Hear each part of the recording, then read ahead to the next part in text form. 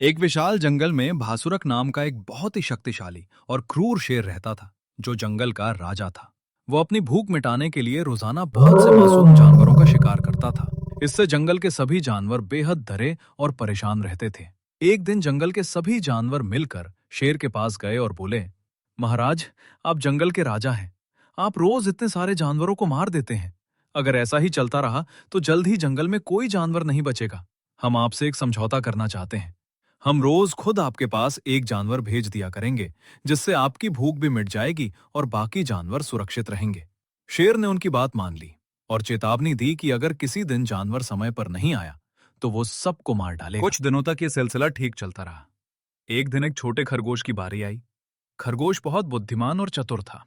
उसने अपनी जान बचाने और जंगल को उस क्रूर शेर से मुक्त कराने की एक योजना बनाई। वो जानबूझकर शेर के पास बहुत देर से पहुंचा। जब खरगोश शेर की गुफा के पास पहुंचा तो भूख के मारे शेर गुस्से से आग बबूला हो रहा था। शेर ने दहाड़ते हुए पूछा, एक तो तुम इतने छोटे हो और ऊपर से इतनी देर से क्यों आए हो? खरगोश ने हाथ जोड़कर बहुत ही विनम्रता से कहा, महाराज, इसमें मेरी कोई गलती नहीं है। मैं तो समय पर ही आ रहा था, लेकिन रास्ते में मुझे एक दूसरा शेर मिल गया। उसने मुझसे कहा कि वो इस जंगल का असली राजा है। उसने मुझे रोक लिया था।